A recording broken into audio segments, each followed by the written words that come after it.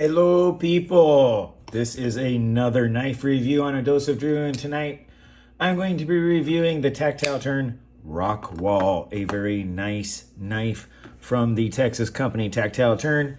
They also happen to be quite famous for their pins, their pens. I have one as well. This is the manual bolt action. One of the things they do have is this nice milling on there. If you look on their pin, you can see they have essentially this wonderful tight milling that's very light, gives great texture. They have something very similar on the handle of their knives, which again is really, really cool because it's very effective, quite honestly. All right, couple of things here just to give you an idea of what this is like. Bam, we will do the tape measure bit where it is 3 inches on the nose and for the blade and 7 inches overall. Fairly standard for the small size on this.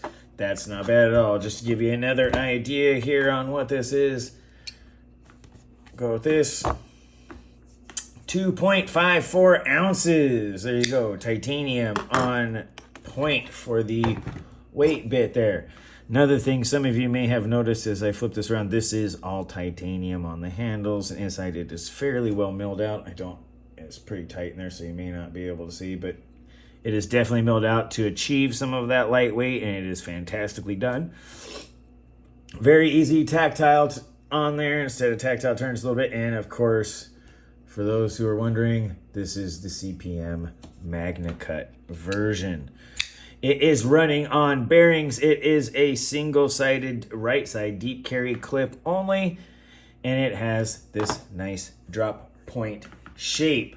Give a couple of bits here. Here is the Paramilitary 2, my own personal one with the carbon fiber handles, and here is the Para 3. The lightweight version, as you can see, much closer to the Para 3 in size. And really an intended EDC style is more along that size. We'll do a couple more here, and again, this is going to mostly just be the small ones. Here it is next to the Rat number 2, the R2D2, and here it is next to the CJRB Feldspar, the small version. As you can see, it is very close to those sizes. It is very much in that small knife genre when it gets right down to it. One more quick small size comparison here, and that will be the Civivi Elementum. As you can see, there's several other things. There's another knife that this goes to that I don't have right here, but it would be a part of it. The drop point shape, despite being different in size, is very similar both in length and style. So that is a compliment. That is a good thing. This is a very, very good blade style. It does a lot of great stuff in EDC. Both in size and style, it compares favorably to the Civivi. Now, another little sandwich here for a bit of a mid-size. We've got the Kershaw Blur there. As you can see, it is slightly smaller. Or I would say a little bit more than slightly. It's a fair significant. And, of course, not just any leak, but a random leak. As you can see, much, much closer to the leak in size. And really, I would say, I would say intended purpose as well. It's got a lot of things in similar with size, handle things, tiny bit of a choil, so you have a little bit of finger space. Really works well. Excuse me. Excuse me. One shot, one take, that one's staying in. All right. So the leak being off there as far as the size goes, there is only one thing left to compare it to, and that is, this is how it compares to my Wiener. As you can see, the length is approximately the same, and in some measures of girth, it is approximately the same, though if you count the clip, my Wiener is slightly thicker. And of course, again, the upward angle of my Wiener definitely gives it a bit more hand space and a bit more use. And it is, of course, in girth and height, bigger. Even at the tip, it's got that little swedge. It goes up at the right angle, as you can see. My Wiener, though approximately the same length, is just larger.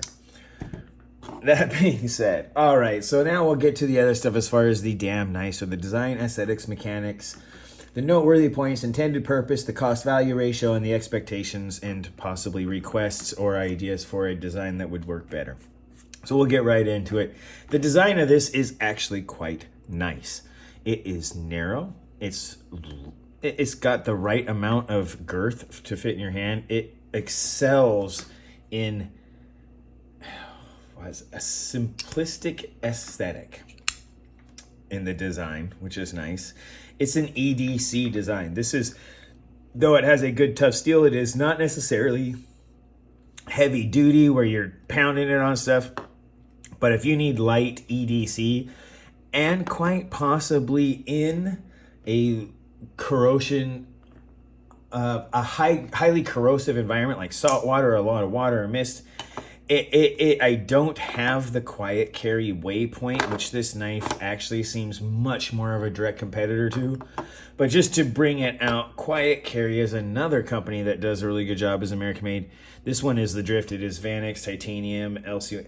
They also do low corrosion knives.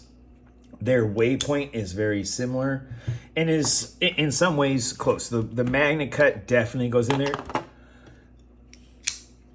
Dr. Laren Thomas's tests show that it's at least close to Vanix, if not better than Vanix in a lot of the corrosion tests, but they were relatively light as far as a few minutes. And well, I actually haven't been well. I shouldn't say that.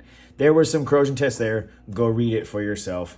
But it's definitely a close comparison to the quiet carry waypoint as far as some of its design points. Low titanium is low corrosion. It's very tight in there. The interior spring, I don't know if you can see, if I can even show that. Let's see. If you look, it's basically it's set into there, but man, that's just amazing. Really, really, really great on that design. The aesthetics that go with that design, and it was done point, it is really a good part of it. I mean, it's slim. It looks like a knife. It's got a good classic, right? The design goes right on with it. It's designed to be small in the pocket. There's no flipper tab or anything out there to make a lot of it. The thumb studs right on there, and it keeps it slim, keeps it light in the pocket. It's deep carry. This isn't going to print or make itself known unless you want it to. That is fantastic. The aesthetics, it's a little bit slim. Some people like the bigger knives. For an EDC knife, I think this is great for light work, for packages, for other stuff. It is really, really good in that sense. It's obviously designed to do so. The titanium strengths, the things like the shouldering right there where the stop pin hits. It's a relatively thin diameter stop pin, but it hits it right. It does everything the way it should. It doesn't bounce when you snap it open, so that's always good. The bearings, which the pivot rides on, are not overly loose, but they don't fall shut, but just the tiniest little bits. It's super easy to flip. Oops. Trying to do it on camera can get you in trouble. There you go. All right. Wow. That is something nice, right? It's got nice little bits. Extraordinarily flush on the pivot all over. Oversized T8 screws all around. Nice titanium backspacer that incorporates an integrated pocket clip, which is deep carry, though not high, so it's not going to take a lot. It is relatively light on the spring, so it will take a fairly easy bend in there. And the tactile turned lines in there give it plenty of grip. That being said, the mechanics on it, as I was just saying when it comes to it, are fantastic. The lock snaps open. It does all that stuff great. Noteworthy points on this thing. It's nearly corrosion proof. I shouldn't say corrosion proof. MAGNACUT's highly corrosion resistant. Titanium is too. This is going to do well in moist environments. Wet, salt water. You can take this to the beach if you're taking it. I mean, it's not necessarily corrosion proof. It's not a diving knife, but you could probably carry this with you on a boat. Maybe not all the time, but you know, the salt spray and stuff like that will probably do much less to this knife than many others. One other thing I will say, the attention to detail in the machining in almost every way is pretty significant. And one of the things I want to really point out is those thumb studs. Let's see if I can get it to look. They have a helical groove around them. They go in opposite directions. It adds the tiniest little bit of jeweling to it when you see it right there. Like let's see if I can get that. There we go. There we go. Tiniest bit of jeweling when you look at those thumb studs. They kind of catch the light in a nice twisty manner, which everything else has a little bit of lines to it. It's a nice thing to see on an otherwise relatively straight, well done, and then they give those little bits of curves right where the jimping is. Which gives me to another point. The ergonomics on that noteworthy is great. There's just enough where you can get for my hand, and if I put this right, I got a little gap, so larger hands will fit on this. That's my hand with gaps between the fingers, and I'm a large on the palm, medium on the fingers. So there you go. There's that little bit right there. It's great on that. The ergonomics. Pinch grip is amazing. In fact, it's really hard not to just grab this knife like this. It naturally, you go like this, so you're trying to get in there, you can. It's almost easier to do this. This knife just kind of drops into a pinch grip, and then you can just get it shut. That's really, really good. One other negative noteworthy point, and that's this.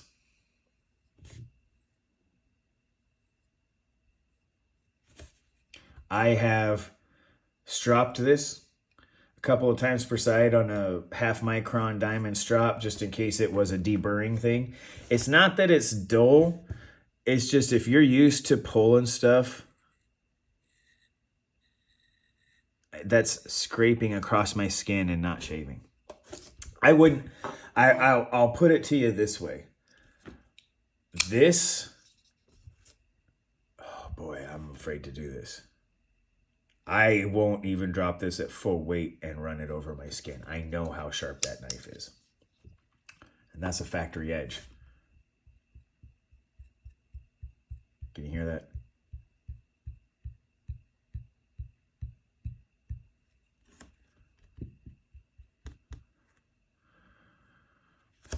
It's not very sharp from the factory. If you haven't discovered from that test,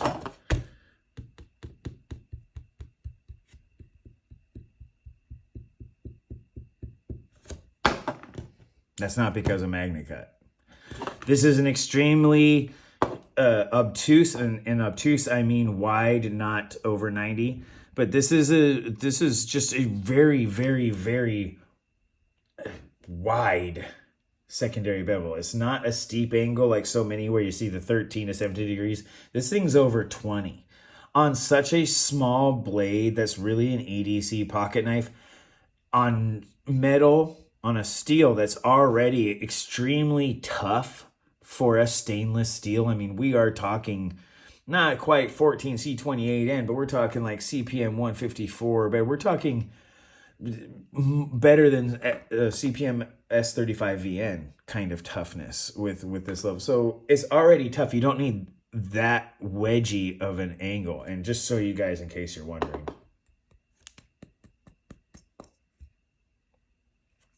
Now, it is not dull. For those of you wondering, it's not totally dull. It really isn't. I can slice cut paper. You cannot push cut paper, but it'll slice cut paper. Which is why I won't really push down like I would on the back here where you can see the lines. But I can, the weight of the knife,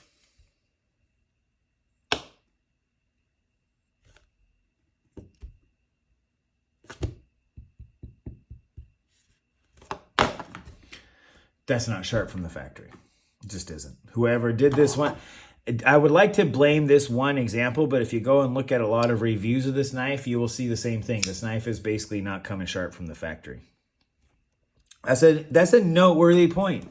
And it comes with a little thing where let's see if I can get Good thing you can see right there. They did miss the plunge line, but they're still on that secondary bevel. There's still a tiniest little bit of a smile at the plunge line, which it wouldn't bother me so much if it was actually like really sharp from the factory, but it's not. There's a lot of other complaints about this in a lot of online reviews in different vendors all over the place. It's an issue. If you're I believe this is a $199 knife. And I can, yeah, I'm going to tell you right now, no, that will hack into my skin. That's factory. Any other knife, I won't do that. I'm going to tell you right now, I won't slam this. I will do light, and I can shave with this, right? I can shave with this 14C28. I will do light like this. Like I'm touching my skin. I know it's hard to believe, but I'm touching my skin with it. I'm not pounding this down. That's sharp. And I'm not going to bleed for it. Biggest complaint about this knife is that it's everything. I mean, the mechanics we just talked about. It is butter smooth on the action and controllable when it comes down. Right? It is easy to open. It's well machined. Everything about this knife is precision and on point, and then it's basically half sharpened with a very, very not a very, very wide bevel. So it's not slicey for what's I mean, it's a thin piece of. Do I have? Let's see. Well, quiet carry is probably going to be the closest I got right here. Look at the quiet carry. It's a thin piece of blade stock. It's probably about 0.1. It's probably about 1/10 of an inch right there as far as the blade stock, if not smaller. So it's a 0.1, 0.11 maybe at most. Pretty good. That's just. I mean, that's 2.5 millimeters right there. That's pretty good. Pretty good stuff. So the sharpness is the biggest disappointment. Is it a deal breaker? No. No, it's not, because you can always sharpen it. I have Work Sharp Precision Adjust. That review is coming soon. Spoiler alert, if you haven't seen any other of the reviews online, it is probably the best bang for the buck sharpening system you can buy for any blade under about 6 inches. That's what she said. But that being the case, I don't want to have to spend $199 to sharpen my knife, knowing I'll have to sharpen it the moment I get it. I want this to go through tape and stuff. It's hard to push cut. It's a slicer. This really only cuts on a good hard slice, which is not my favorite part. As far as that goes, on a noteworthy point, that's the negative noteworthy. I would say if you're going to buy one of these, be prepared to sharpen your knife very soon upon receiving it. That's been what a lot of people have complained about. I can tell you myself, I have not only ran this a couple of times on a strop, just to give you an idea of how sharp that little nubbin is off the factory. And if you know anything about these little nubbins, that's not something you can usually do and get away with it. That being said, so yeah, it's just one of those things. Expect to have to sharpen your knife when you get it. It's just not that sharp. I have ran it not only a couple times over the 0.5 micron diamond strop, but also over the 1200 grit or 9 micron diamond stone. With just like 1 or 2, I believe it was 2 strokes per side, just trying to get anything in case there was still a burr or in case there was just something missed, and then ran it back over the strop a couple of times, probably 3 times per side this time, just to make sure anything was gone. Still can't get it sharp. Just to give you an idea, what that means is what I'm sitting here doing this with is a knife I've already tried to sharpen just a little bit with a couple of strokes on a sharpening stone. That's not a good sign for sharp. It's on something else that has so much other precision, so much else that is done right. That level of sharpness, if you can call it that, it's not inexcusable. It's just really disappointing. I have not had that problem with any other knives that I've bought, and especially at this price point. If I'm going to be purchasing American craftsmanship, American materials from an American company, I want American precision. And if that's what that is, similar price. Similar price for me. It's that easy. And this one I won't. This one I can shave my arm with this knife. Right now I've shaved it all. But I can shave my arm with this knife, and that's out of the box. So, is what it is. Outside of that, the intended purpose of this knife and the design and everything else is an everyday EDC with lots of corrosion resistance, and in that it excels. Once you get it sharp, everything else about it is right on there. It's good on the comfort. You have lots of different grip options. You can get your finger, I mean, it is easy to get a decent grip all the way up. It works in the pinch grip. You can pick a sliver very easy.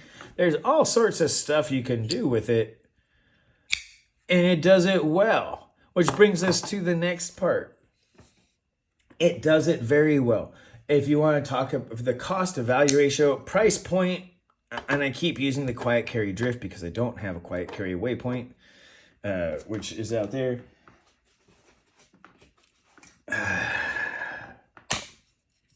Oops.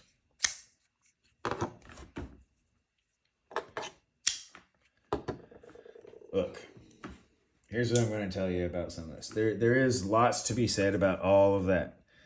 And then there's a stainless steel leak with 14C28N. And yeah, it's assisted. There's a lot of people who don't like that. I mind it less on the leak.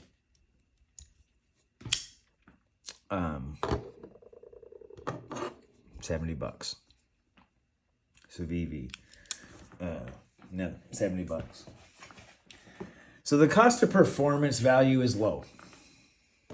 It is. It's not a highly cost efficient purchase, and there's no doubt about that. But if you need this level of corrosion resistance in your daily, you spend time out on boats, you're around water, you do things, you have stuff that just, it tends to get in there and you tend to leave it. You're just lazy about cleaning your knife, maybe. I don't know. It might be worth it to you. Is it worth it? Man, if you're a general EDC guy, and this is gonna upset some people. If you're a general EDC guy and you're just looking for one or two knives, like you got a good one and one that you carry, it's actually hard to come up with a reason not to have something like this. 14C28N is a good steel. It doesn't have a lot of carbon in it. I mean, it has just enough. It's under the eutectic. It can rust, of course. There's absolutely no doubt, but it's pretty corrosion resistant. The stainless steel on, like, say this one right here, the random leak, stainless steel handle, which I believe that's a 420 or it might even be a 428C stainless steel on there. It's pretty corrosion resistant too, having the springs and everything in there. This isn't a nice fit, but if you're not heavily into the corrosion resistant area, this will do just fine. There's plenty of others that you can find as well. I'll get another one here that's very similar to that. You can find things like the Reek 14C28N and stainless steel, this time with a patina and a coating that'll help more than just the stonewash. There's an actual DLC to it, right? So there's lots of stuff out there that if you don't need this exact level of corrosion resistance, and again, I put that in with something like a Vanex titanium LC200N fittings and all that stuff. It's up there. But without having an example to show you, there's a quiet carry waypoint as well. That is approximately the same price, similar in almost everything else. It'll have M390. There's other steels you can get. There's titanium. It's very similar. So it's a highly competitive area. And if you need this level of corrosion resistance, this is a good choice. It's an alternative to, say, quiet carry waypoint. If you need to have one right now and quiet carry's out of stock, which they often are for very good reason, they can't make enough compared to what they sell, this is what you'll see. You can get a tactile turn. It's approximately the same price. It has a lot of the same selling points, and it is CPM MAGNACUT on this one. That actually is great. It holds a good edge. It's close to S35VN or D2. It's really more like 4V in both, closer to 4V in toughness and edge retention. Edge retention being wear resistance, not necessarily toughness. Toughness is high. It's a good steel. You want to learn more about it? Go talk to the person who designed it, or go read his blog, knifesteelnerds.com, with Dr. Laren Thomas. It is a steel designed by him. He has lots of tests on there. It's a great steel. It's not the most wear-resistant steel, but its blend of wear resistance, toughness, and very, very high corrosion resistance is fairly unique. It becomes something like this Vanex, which is almost completely corrosion resistant, but has better edge retention, toughness, and it has some other bonuses to it. That being said, you guys, it's still worth it. There's not a lot of knives out there that really put this level of emphasis on those things. And instead of, it has a nice kind of bent clip as opposed to like the wire clips on a lot of others that are there. And it trades off some stuff where it looks like light fabric as opposed to heavier or thicker fabric for the pocket clip. It's definitely a designer's choice, which is nice. But again, the cost to value ratio is not as good or as high as many other knives that have a lot of stuff going for them. You have other knives that have stainless steel or titanium that you can get that have, well, S45VN is not there, or M390. There's other things you can get if you don't need it. So this is really a niche for, I want American or I want highly corrosion resistant. It really fits in there, which brings me to my last part, which is the expectations. I want to make sure that people understand, if you're expecting this to be a good EDC knife that has great manufacturing precision and a lot, I mean a lot of corrosion resistance built right into it, this is a great knife. If you're expecting this to be made out of, number one, if you're expecting this to be shaving sharp out of the box, you're probably going to have about a 50-50 shot. We'll see how that turns out. But if you're expecting it to be just a higher end something else, you may or may not be disappointed. It definitely has all of the manufacturing prowess of a high-end, of a high-end knife. But for less money, and honestly, I would even tell you for something of a significantly less money, you can find things like VG10 or CPM 154 that all have good qualities if you don't need the absolute maximum of everything else. And you can find them for cheaper. Just not necessarily made in America. Though, again, you can still find American company stuff. It's not necessarily always the best when it comes to there, but precision is good. If you expect this to be high price because of the materials, the working conditions that you have to have for machining this much titanium with that many little lines is pretty significant, right? Getting it, and if I want to call attention to this, if you'll notice, the edges are not, right? But man, they do a great job of getting it right in that finger cutout. And they match. Do they?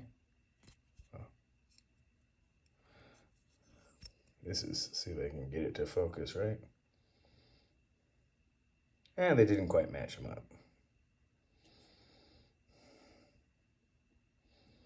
That one, this side, they matched up real nice. This one doesn't match up quite so good. Anyway, that is what it is. First I noticed that. I thought that I had only looked at the one where they matched up, and that's the first time I noticed on this side they don't quite match the lines up perfectly. Though they do a really, really good job. You can tell that they were ground later. This one almost looks like they were just continued right along almost. Anyway, great precision. Is if you expect that, you're not going to be disappointed. If you expect this to be just over the top more in some way other than, craftsmanship, materials, precision, and American labor, if you expect it to be more than that, you're going to be a little disappointed. If you understand what that means, you probably won't. This is a really good knife. And with that, I'm going to kind of put that. There's trade-offs to it. I am disappointed in the sharpness level, but on overall, it's something that's relatively easily fixed by most people when it comes to their own knives. A lot of people will put their own edge on a knife regardless. Anyway, they're just like, factory edges, mine. I'm not that person, but this is one that I'm going to have to. So it's not a deal breaker. It's just a disappointment at this level, at this price level, with everything else being like that. So that is very much a disappointment. Will I return the knife? No. It makes me want to do it in the 3.5 to 4 star. I would give this knife a 4 stars if it was sharp if it was razor sharp out of the box. If I could shave my arm out of the box with this knife, it would have 4 stars. As it is, it's about 3.5. And I give it 4 stars because it's kind of niche. The price is nice. If you're someone like me who I really wanted the MAGNACUT and I have a tactile turn pin and I wanted to try their knife. It's nice. It's a keeper. I'm still probably going to keep this one in my personal collection of knives simply because I think it's great. And I like the MAGNACUT, and I like having a tactile turn option. And I'm not going to lie, there's something cool about having a full tactile turn carry where I can have a wallet, but my primary tools would be all tactile turn and they would match. There's something cool about that. It really is. So if you have one of their pens as well, it might be worth it. For some people, and I'm one of them, that kind of everyday carry is worth it. I try to match stuff. It's something that I carry with me, so I actually make fashion choices about it. So you might as well. With that being said, you guys, at about 3.5 stars is where I'm going to leave it. Is it a good knife? Yes. Is it a great knife? No. Is there things they can improve? Yeah, most of it's just quality control. Most of the improvements on this knife are simply a matter of quality control, and that's no lie. It's the pocket clip. I get it. It's really non-intrusive. The size keeps it away from the pinky for most people. It's not big enough to make a very good thing, but it needs to be larger. I mean, most of the people who need this much knife or this much corrosion resistant, I hate to say it, but they're probably not wearing thin swim shorts. They're probably just not, It's so the lack of a fabric thickness or a seam, I should say, like is something that's overlooked. And I think it kind of gives mixed messages about the knife. It's almost like they almost went for it, and then it's like, we need to be a little different. And the 90% commitment it's not that it wasn't enough, it was almost detrimental. They could have just gone for the whole thing and probably not did a home run on it. But as it is, it's a flawed gem. It really is a beautiful expression of a knife. They do a great job on the manufacture with some QC control issues is what it seems to be to me. I haven't found anything that shows uneven grinds. They seem to be done just well. They even make the little helical cuts match up so that you can see that they go. That kind of bit right there is the kind of attention to detail that I like when I'm spending this much money on a knife. I don't like finding one side matching up and the other not. There's other parts to it. There are, in fact, if I can even see this again, let me see if I can point to, using their pen, a problem that I see. If you look real close at some of these lines right in here, right in front of that, it's an uneven width. Is that nitpicky? Yeah. But on something where everything else is exceptionally parallel, it stands out. The angles aren't quite right. The lines aren't parallel. They're, yeah. Is it a deal breaker? No. It's a great knife. Well, I shouldn't say great. It's a good knife. It's just a couple of quality control issues away from being great. And that being said, I still recommend it. It's an American company doing a great job. And the more they sell, the more that they can start making some strides on these. You know, they can make version 2s. They can do quality updates. You can chase quality forever and still have problems. So, I mean, there's constant improvement, constant quality control. You can go Six Sigma, you can go lean. I mean, there's lots of ways you can go about incremental and iterative quality issues. But you need to have business to do so. These guys are doing a great job with a couple of minor issues. There's nothing I can say. There's no real reason I can tell someone not to buy this knife unless you just can't afford it. It's like, yeah, is there other stuff out there? Yeah, but if the quiet carry waypoint is out of stock and you need a new knife and you work in a corrosion heavy environment and this is in stock, buy it. Buy it. There's no reason not to. It's a good knife. It'll do what you need.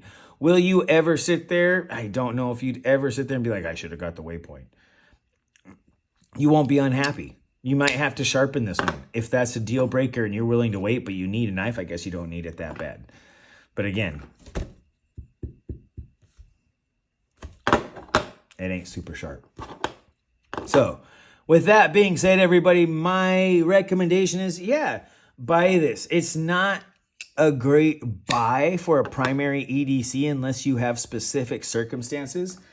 But as just a general EDC, yeah, it goes along well. It's slim, it's compact, it doesn't print, it's super within its own outline. It doesn't have stuff banging into pockets or anything to catch. It's easy to deploy and easy to get in. Could it have a little bit of a better knockout? Yeah, because honestly, there's no difference between the left and right side. So getting that little bit of edge on there with the jimping on the liner lock, yeah, could be. But it's great and recommendable. And I'm again at 40 minutes, so I hope everyone has had a chance to read this. If you do make it to the end,